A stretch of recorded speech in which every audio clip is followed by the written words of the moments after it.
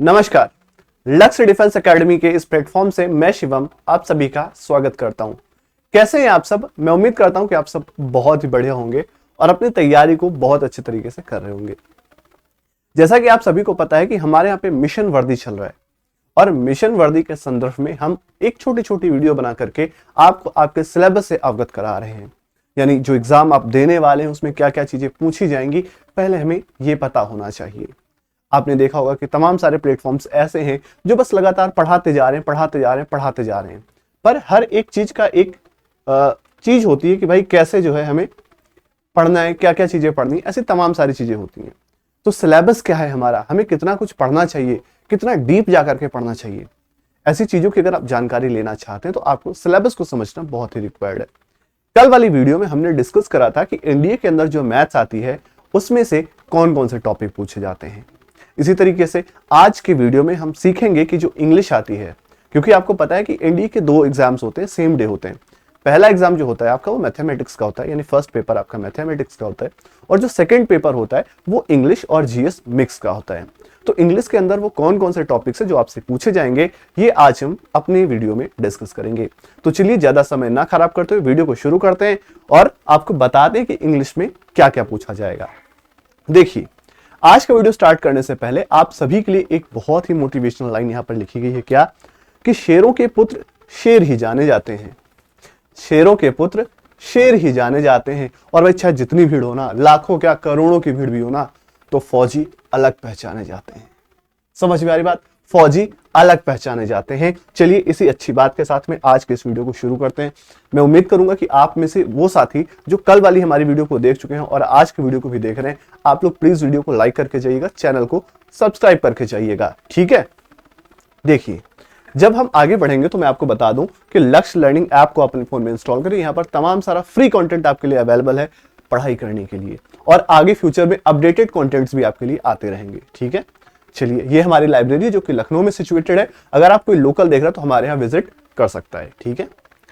ये चीज मैंने कल आपको बताई थी कि किस तरीके से हमारा पेपर होता है और किस तरीके से चीजें वर्क करती हैं, ठीक है। एक बार फिर से मैं एक्सप्लेन करता हूं आप सभी को। देखिए, 2 पेपर होते हैं इंडिया के, सेम डे होता है।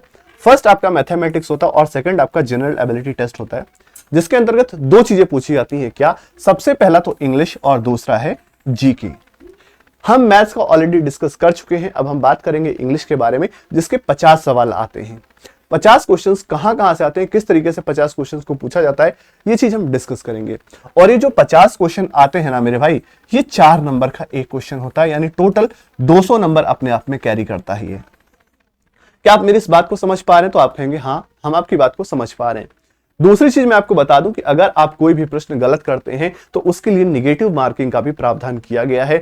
तो निगेटिव मार्किंग में आपको 1.33 मार्क्स काटे जाएंगे। अगली चीज जो इंपॉर्टेंट आपके जानने के लिए वो ये है कि दोनों ही पेपर होंगे, चाहे पेपर फर्स्ट हो या फिर पेपर सेकंड हो, ये दोनों ही 2.5 घंटे के पेपर्स होते हैं। कितने कितने घंटे के होते हैं? 2.5 घंटे के दोनों ही पेपर्स होते हैं। और सभी क्वेश्चंस ऑब्जेक्टिव टाइप्स होते हैं, इस तरीके से होते हैं, ठीक है। चलिए, अब अगली बातचीत है जो वो ये है कि एनडीए का सिलेबस क्या है। जीएटी का मतलब होता है जनरल एबिलिटी टेस्ट, ठीक है। इसके अंदर कौन कौन से सब्जेक्ट पूछे जाएंगे और हमें कैसे इनको समझना है। देखिए, क्या आपको ये चीजें विजिबल है? आपको अच्छी तरीके से चीजें दिख रही होंगी। ये यहां पे लिखा है एनडीए सिलेबस फॉर इंग्लिश। क्या लिखा है? एनडीए सिलेबस फॉर इंग्लिश, ठीक है।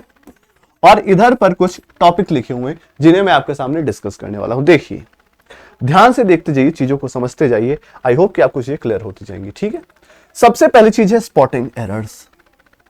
अच्छा, स्पॉटिंग एरर्स को आप ऐसे तो नहीं कर पाओगे। स्पॉटिंग एरर्स को करने के लिए आपके ग्रामर्स को रूल्स को अच्छे से समझना होगा, यानी कंप्लीट ग्रामर आपको पढ़नी पड़ेगी, ठीक है। दूसरी चीज आता है कॉम्प्रिहेंशन। कॉम्प्रिहेंशन का मतलब वो होता है कि आपके सामने एक पैराग्राफ आएगा, उसको पढ़ करके सॉल्व करना होगा, ठीक है। अगली चीज आती है सेलेक्टिंग वर्ड्स, यानी आपके सामने कुछ वर्ड्स लिखे होंगे, कुछ एक क्वेश्चन लिखा होगा, वहां पे फिलअप्स के फॉर्म में आ सकता है या फिर उसको और अच्छा करने के लिए आ सकता है। तो इस तरीके से सेलेक्टिंग वर्ड्स नाम का भी एक टॉपिक आपके में पूछा जा सकता है। देन एंटोनिम और सिनोनिम, ये तो हर एक एग्जाम में पूछा जाता है, तो कॉमन सी बात है।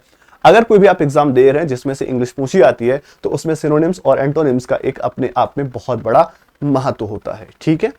इसके आगे आप बढ़ेंगे तो बात आती है सेंटेंस इंप्रूवमेंट की, और फिर बात वहीं पर अटक जाती है कि अगर आपने सेंटेंस को अच्छे से पढ़ा है, ग्रामर के रूल्स को अच्छे से पढ़ा है, आपकी वोकैब स्ट्रांग है, माफ कीजिएगा वोकैब स्ट्रांग है, तो आप क्या कर सकते हैं, सेंटेंस इंप्रूवमेंट वाले क्वेश्चंस को आसानी से बना सकते हैं।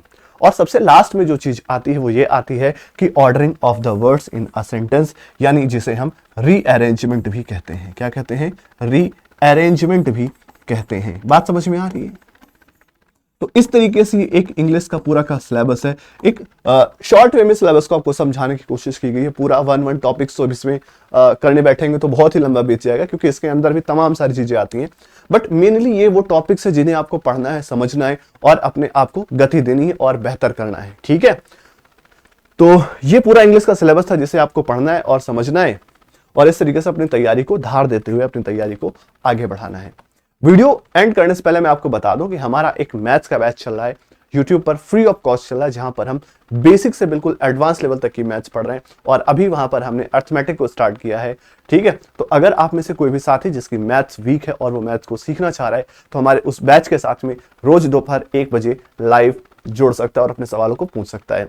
तो इस तरीके से आप अपनी तैयारी को और बेहतर करते रहिए, बहुत ही शानदार तरीके से करते रहिए, सुरक्षित रहिए। हम मिलेंगे अपनी नेक्स्ट वीडियो में, तब तक के लिए आप सभी लोग अपना ख्याल रखिए। जय हिंद, जय भारत, वंदे मातरम।